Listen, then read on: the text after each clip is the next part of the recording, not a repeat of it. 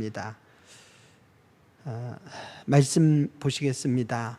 요한복음 1장 9절에서 14절 말씀입니다. 한 절씩 우리 교독하시겠습니다. 참 빛 곧 세상에 와서 각 사람에게 비추는 빛이 있었나니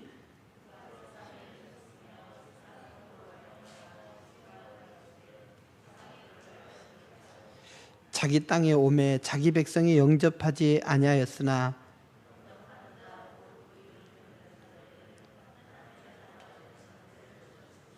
이는 혈통으로나 육정으로나 사람의 뜻으로 나지 아니하고 오직 하나님께로부터 난 자들이니라.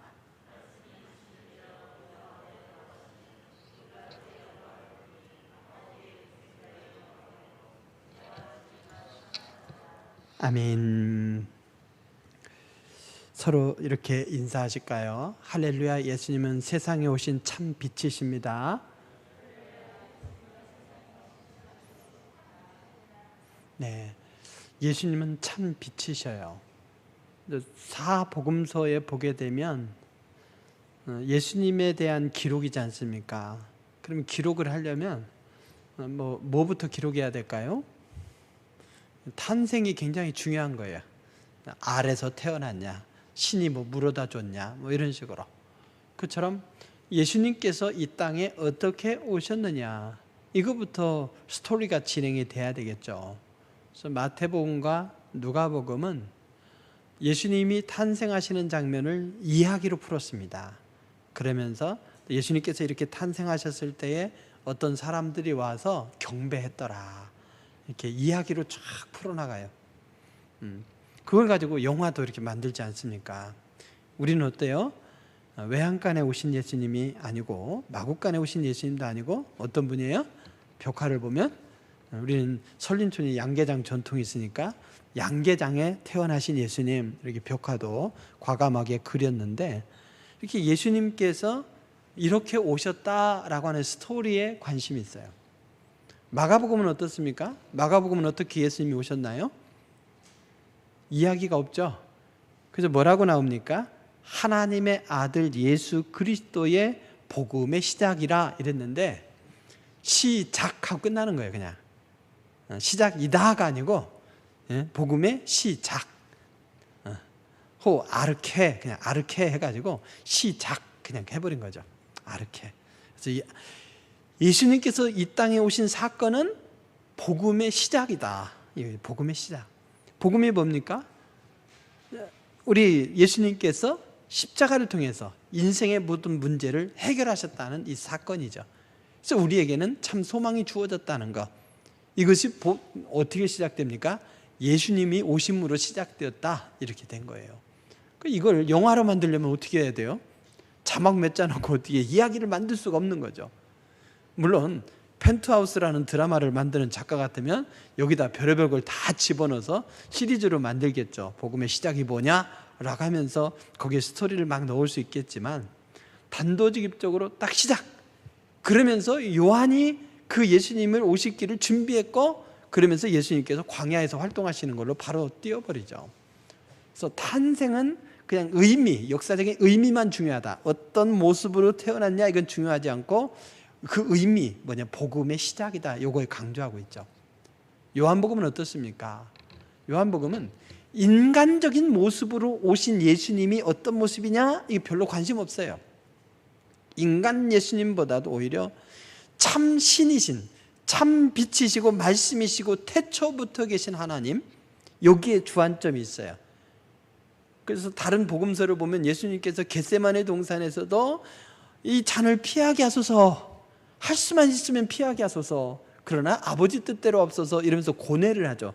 내가 힘드니까 너네가 좀 기도해줘라, 제자들에게도 부탁하는데, 요한복음에서는 단호하게 제자들과 함께 기드론 시내를 건너가시죠. 건너가셔서 기도하시는데 붙이기를 뭐라고 했냐? 가룟 유다도 아는 곳이더라. 잡힐 것을 아시고 당당하게 가시는 거죠. 그래서 가룟 유다가 입 맞추고 몰래 이분이 예수님이요 이래야 되는데, 내가 예수다, 너네가 찾는 자가 나다, 나는 잡아가고 이 사람들은 풀어줘라, 제자들은 풀어줘라. 굉장히 당당하시죠. 인간적인 고뇌의 모습이 없어요. 그 예수님께서 탄생하신 것도 스토리보다도 태초부터 말씀이 계셨고 참 빛이시다. 인간은 그에 의해서 창조되신 거다. 라고 하면서 그 말씀이 육신이 되어 우리 가운데 거하시는데 그 말씀이 세상의 참 빛이시다. 이렇게 소개하고 있는 거예요. 참 빛이신 예수님. 사실은 하나님이 빛이시죠. 시편 27편 1절에 보게 되면 여호와는 나의 빛이요 나의 구원이시니 내가 누구를 두려워하리요. 여호와는 내 생명의 능력이시니 내가 누구를 무서워하리요 하며 빛이신 하나님을 소개한 거죠. 참 빛이시다. 그래서 빛은 사랑이 바로 빛의 속성을 갖고 있다는 걸로 가우스나타를 쭉 해오지 않았습니까? 그 빛이신 하나님이 인간이 되신 거예요. 육신을 입고 이 땅에 오신 것이 성탄절이다. 이게 성탄절을 요한복음의 신학을 담아서 그 공동체의 상황을 담아서 또 그 공동체 안에 침투해 들어와 있는 이단 사상인 영지주의의 입장을 고려해서 굉장히 신적이신 그 하나님, 그러나 그분이 육신이 되셨다. 육신이라는 것이 그냥 몸이라고 하는 신비스러운 몸이라기보다도 카이홀로고스 사륵 에게네토라고 해서 사륵 고깃덩어리, 육체 덩어리로 오셨다. 이렇게 아주 영지주의가 혐오하는 단어인 육체라고 하는 이 단어를 강조한 거예요.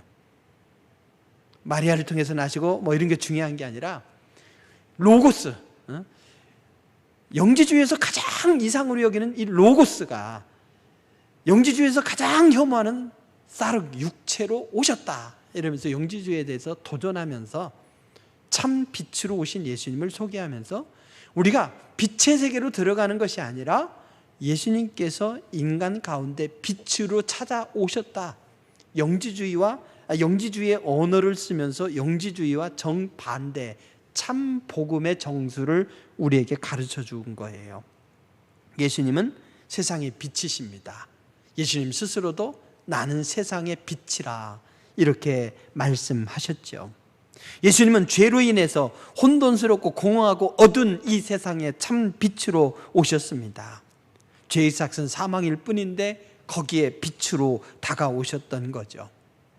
그래서 요한일서 1장 7절에 보게 되면 그가 빛 가운데 계신 것 같이 우리도 빛 가운데 행하면 우리가 서로 사귐이 있고 그 아들 예수의 피가 우리를 모든 죄에서 깨끗하게 하실 것이요. 이러면서 참 빛이신 예수님과 우리가 비춰야 될 빛을 연결하고 있습니다. 빛으로 오신 예수님, 그분이 주시는 은혜와 소망을 우리가 누리면서 예수님의 빛을 비추는 달로 우리는 살아야 된다는 것이죠. 우리를 사명으로 이끄는 말씀으로 요한은 연결시키고 있습니다. 참 빛이라고 할 때 이 빛은 저는 두 가지 의미가 있다고 보는 거예요. 하나는 은혜의 빛이다. 또 하나는 소망의 빛이다. 바로 이겁니다. 은혜의 빛이에요. 은혜의 빛. 은혜라는 게 뭡니까? 선물이라고 말씀드렸죠. 선물. 값없이 주시는 하나님의 선물. 예수 그리스도의 빛은 누구에게 비치는 겁니까? 백인들은요 자기들에게만 비친다고 생각했어요. 전에는 흑인들에게는 안 비치는 거예요. 흑인들은 당연히 함의 후손으로 노예다. 그래서 노예를 부리는 것을 합리화하면서 백인들의 하나님을 부르짖고, 예수님은 어떤 분이에요? 성화를 보면 다 백인 예수님이잖아요. 백인 예수님. 아프리카에 복음이 넘어가면서 아니다, 예수님은 흑인이다. 그래서 십자가에 달리신 예수님 보니까 빼빼 말라서 굶어서 돌아가신 예수님, 십자가에 달리신 예수님이신데 흑인이고 갈비뼈가 다 나는 앙상한 모습으로 자기들의 신앙을 고백한 거예요. 그래서 십자가상에서 그 고통으로 돌아가신 게 아니라 굶어 돌아가신 모습인 거예요. 그게. 그래서 흑인 예수님을 부르짖고, 그래서 동양에서는 그러냐? 이스라엘은 동양 아니냐? 아시아 아니냐? 그래서 황인종 예수님 이렇게 얘기는 하죠. 어쨌든 백인 우월주의가 강하죠. 그런데 예수님은 차별이 없으시다 이거예요. 잉글리시 뭡니까? 프리미어 리그 있죠. 영국의 프리미어 리그 그 선수들의 옷을 보면은 여기 어깨에 그 영어로 표시되어 있는 게 있어요. 모든 선수들이 그것을 여기 표시하고 나오는데 그게 뭡니까? No room for racism. 그래서 인종차별주의자를 위한 공간은 없다, 이렇게 주장하는 것을 캠페인을 계속하고 있어요. 비정치적이다 해서 피파에서도 그것을 수용하고 있고 그 운동을 또 장려하고 있습니다. 얼마 전에는 심판이 인종차별적인 언어를 얘기해서 경기를 이제 다 포기하지 않았습니까? 재경기를 나중에 했죠. 그렇게 상대방에서도 오히려 그것을 그 경기 자체를 포기해버리고 다음날 재경기를 하게 되는 그런 서로의 배려를 통해서 하나가 된 거죠. 물론 경기 시작 전에 서로 무릎을 꿇고 손을 이렇게 드는 게 뭡니까? 인종차별주의 반대다 이랬는데 한 선수가 그냥 호루라기를 날리는 줄 알고 그냥 뛰었다가 손흥민 선수의 제지에 의해서 얼른 무릎을 꿇었죠. 여러분, 사람은요 본능적으로 그렇게 살아요. 차별로 살아. 우리 변창흠 후보자도 괜히 가난한 자들을 나름 생각한다는 것 같아요.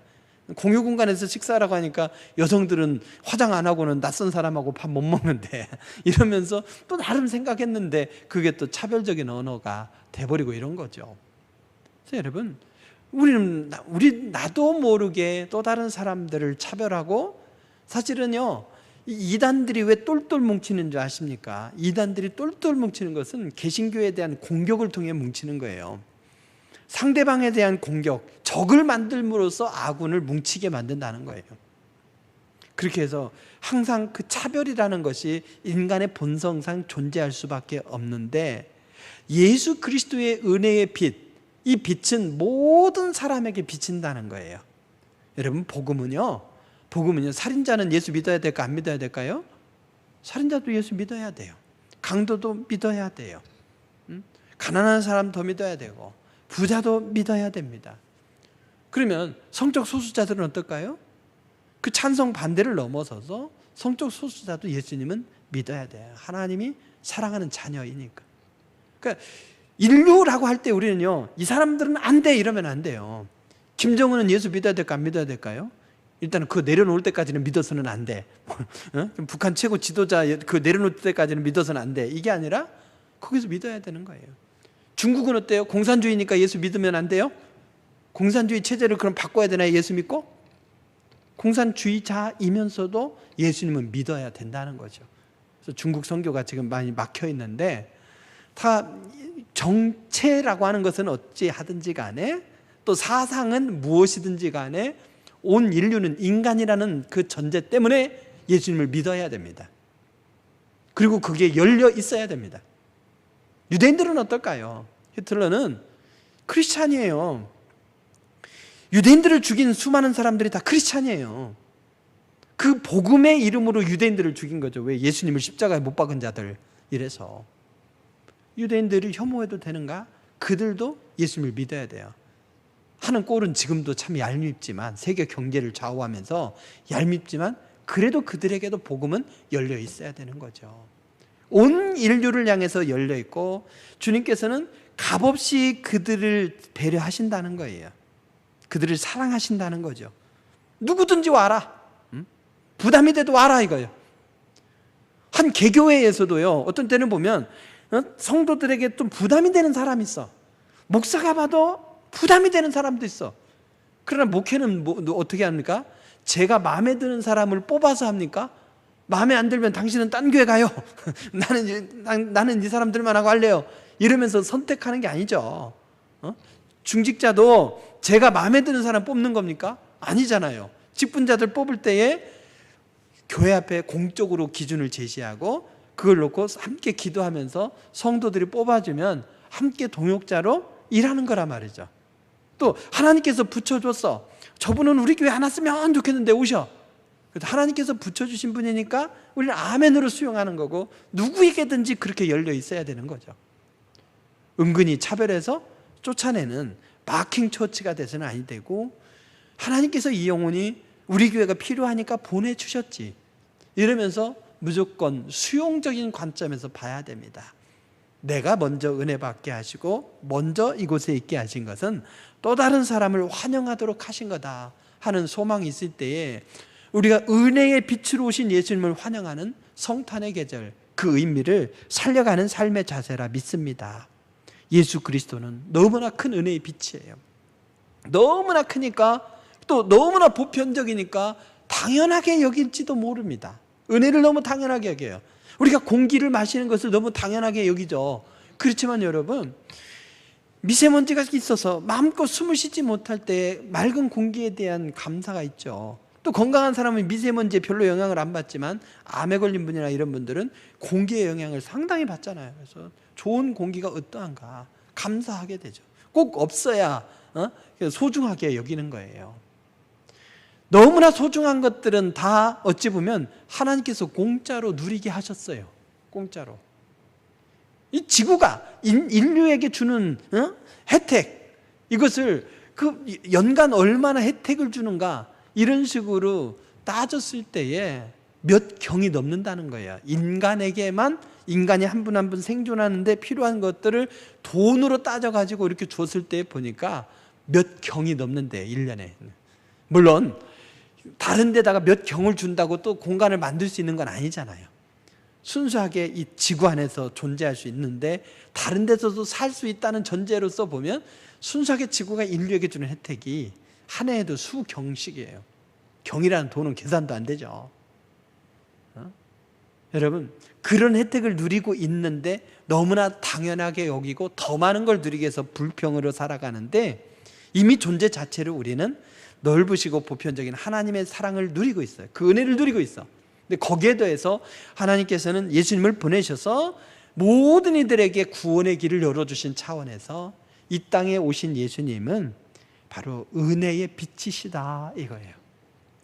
또한 예수님은 어떤 분인가라고 했을 때 바로 오늘 말씀에 보면 모든 믿는 자들에게 하나님의 자녀가 되는 권세를 주셨다 했잖아요. 여기에 소망의 빛이라는 의미가 있는 거죠. 그렇습니다. 예수님은 모든 믿는 자들에게 소망을 주신 거예요. 여러분, 아무리 전파가 많아도요, 전파가 많이 돌아다니고 있잖아요. 그런데도 그것을 내가 휴대폰으로 받아야 되는 것이고 라디오로 받아야 되는 것이고 TV로 받아야 되는 거죠. 그래, 의미가 있어요. 은혜의 빛이 아무리 널리 쪼여도 거부해. 오늘 말씀해 보면 말씀의 빛으로 사람을 만들었는데 그 사람이 그 빛을 알아보지도 못하고 또 혹시 알아보는 사람들은 그 빛이 부담스럽다고 나의 죄가 드러나는 그것이 무서워서 거절하고 숨는다고 했죠. 그들에게는 소망이 없는 거예요. 여전히 어둠이야. 빛이 은혜로서 왔지만 그들에게는 어둠이죠. 그런데 그 빛을 받아들였어. 아멘으로 받아들였어. 그러면 그가 하나님의 자녀가 된다는 것, 이것을 오늘 12절에서 말씀하고 있는 거죠. 영접하는 자, 그 아들을 믿는 자들에게는 하나님의 자녀가 되는 권세를 주셨는데, 그러면 하나님의 자녀가 된다고 하는 것이 무엇이기에 그 소망이냐 말이죠. 그들은, 하나님의 자녀는 놀라운 특권을 누립니다. 여러분, 우리가 신앙생활 하면서 당연하게 여기면 아닌데요. 우리는 엄청난 특권을 누리고 있는 거예요. 제가 신학대학원을 이렇게 다니는데 가보니까 그래요. 저는 학부에서부터 이렇게 올라갔잖아요. 근데 일반 대학 다니다가 오신 분들도 있고 타 신학대학을 졸업하고 오신 분들도 있더라고요. 근데 타 신학대학을 졸업하고 오신 분들은 바로 세미나 들어와요.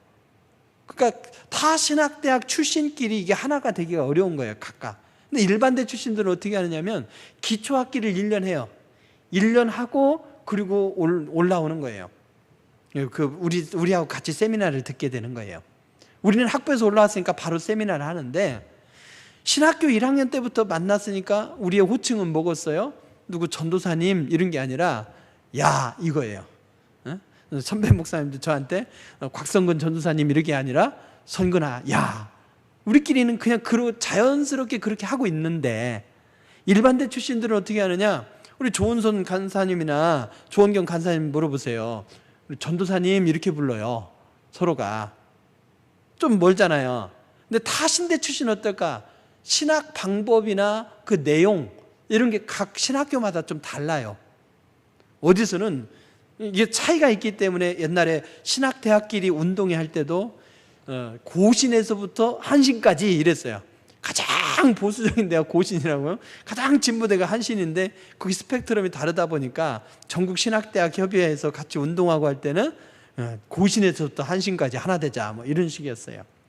그러니까 각각 다른 데서 오다 보니까 신앙 고백이나 신학하는 방법들, 그 내용들이 또 읽은 책들이 다르니까 그분들끼리 하나가 되기가 참 어려운 거예요. 그래서 보니까 소외감을 느끼는데, 저희는 그걸 왜 소외감을 느끼지?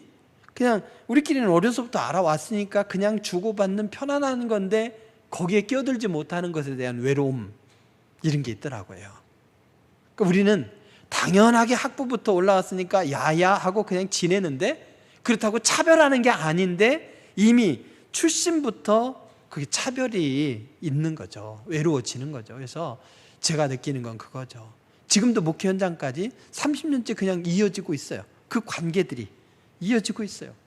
그래서 신학교에 다녔을 때 맺었던 인간관계들이 서로 이어지니까 때로는 오해가 있고 때로는 싸워도 서로 그냥 금방 이해하고 풀어지는 거죠. 근데 그렇지 않은 분들하고 오해하면 풀기 참 어려워요. 그래서 야, 그래, 우리가 학부부터 이렇게 그냥 자연스럽게 올라왔던 거 우리 당연하게 받아들이지만 어찌 보면 그 하나하나의 코스와 과정이 또 그 자체가 특권이구나, 이런 생각들을 새삼하게 됩니다. 여러분이 당연하게 여기면 아니대요. 때로는 죽으라고 말 안 듣는 남편도, 속삭이는 고집불통인 부인도 다 여러분 하나님께서 맺어주신 소중한 사람이에요. 그 떠나보내보고 보면 더 소중하다는 걸 알게 되는 거죠. 그때는 늦지 않습니까? 그래서 당연한 걸 소중하게 여겨야 돼요. 우리가 하나님의 자녀가 됐다, 예수님을 믿으면 하나님의 자녀가 됐다, 당연한 것 같지만요, 그 속에는 엄청난 특권이 있습니다. 무엇보다도 우리가 하나님과 함께하는 특권이에요. 하나님과 교제할 수 있는 특권, 기도응답의 특권이란 말이죠. 하나님과 더불어 교제할 수 있다. 여러분, 이게 요즘 차별이 있잖아요. 임대아파트, 임대아파트 사는 사람들 뭐 휴거족 뭐 이런 거예요. 뭐 이런 식으로. 휴거족이 뭐예요? 휴먼시에 사는 거지 족이라는 거예요. 그런 식으로 새로운 종자로 그 취급하고 차별이 있어요. 우리 단지는 한 임대아파트 들어오면 안 돼 막 이러고 싸우고 있잖아요. 그럼 얼마나 차별이 있습니까? 근데 세상에 하나님과 함께 어울릴 수 있다? 하나님께서 어디 감히, 이러면 우리는 꼼짝을 못 하는데 하나님의 자녀들에게는 내가 너와 함께 즐기자, 애타게 기다리셔요. 그때 우리가 기도함으로 주님 앞에 다가가면 주님이 얼마나 기뻐하시고 행복하시는지요. 우리 또한 그 안에서 엄청난 위로와 칭찬, 그리고 기도응답의 축복을 누릴 수가 있습니다. 하나님의 자녀는 또한요, 주님이 주시는 용서의 은총을 누리죠. 죄를 어떻게 해결합니까? 오직 구원 얻을 만한 예수 이름밖에 주신 적이 없어요. 다른 걸로는 안 돼. 예수님을 믿음으로써 우리의 죄의 문제가 십자가를 통해 다 해결이 되고, 그럼으로써 구원의 은총을 누리게 되는 거죠. 그래서 죄의 문제를 다 해결 안 받는 그 자체도 엄청난 축복이고 하나님의 자녀에게 주어진 특권이다 이거죠. 그리고 또한 하나님의 사랑 안에 거하는 은총이에요. 하나님의 자녀들이 누리는 은총이죠. 세상에 우리와 세상 끝날까지 함께 하시겠대요. 세상에 있는 모든 사람들에게 아니요, 예수님을 믿는 백성들과 동행하시겠다는 거예요. 사랑스러운 모습으로. 조폭과 같이 동행하면 얼마나 힘들겠어요? 언제 변심해서 나를 칼로 찌를지 모르는데, 사랑의 하나님께서 하죠. 근데 우리 뒤에 하나님이 계셔요. 하나님이 우리와 함께 하시기 때문에 사탄 마귀가 우리를 건드리지 못하는 것이죠. 그게 엄청난 특권입니다. 거기에 대해서 영원한 생명의 특권이야말로 우리 예수님께서 이 땅에 오신 궁극적인 목적이죠. 영생을 얻고 그것을 누리도록 하기 위해서 오신 주님이십니다. 그러니까 하나님의 자녀가 됐다, 당연하게 받아들이지 마십시오. 그냥 그래 이것이 아니라 감동하고도 나무 믿는 거죠. 우리가 하나님과 교제하면서 기도응답을 누릴 수 있고, 또 죄를 용서받고 하나님의 사랑 안에 거하고 영원한 생명을 누리게 되었으니, 이거야말로 예수님이 이 땅에 오신 예수님이 세상의 소망이고 모든 믿는 자들에게 특별히 소망이라는 걸 알 수 있습니다. 너희는 나를 믿으라. 내 아버지 집에 거할 곳이 많도다. 그렇지 않으면 너희에게 일렀으리라 하시면서 처소까지 예비하는 손수 일하시는 예수님, 그 예수님이 이 땅에 오심으로 우리들에게 은혜와 소망이 주어지게 된 것이죠. 성탄의 계절에 예수님께서 참 빛으로 이 땅에 가져오신 이 은혜와 소망의 빛을 누리는 여러분 되시기 바랍니다. 그러면서 주님은 말씀하셨죠. 그래, 너는 이 빛을 비추라고 말입니다. 너희는 세상의 빛이라. 산 위에 있는 동네가 숨겨지지 아니할 것이요. 우리가 빛을 비춰야 됩니다. 즉 빛을 비추라는 얘기는 뭐겠습니까? 바로 이 은혜의 빛, 그리고 소망의 빛을 비추라는 얘기예요. 빛을 비춘다고 했을 때 그 빛이 다 좋은 건 아니더라고요. 공해가 되는 빛도 있어요. 공해가 되는 빛. 응? 밤중에 너무나 밝은 빛들은 오히려 공해가 되잖아요.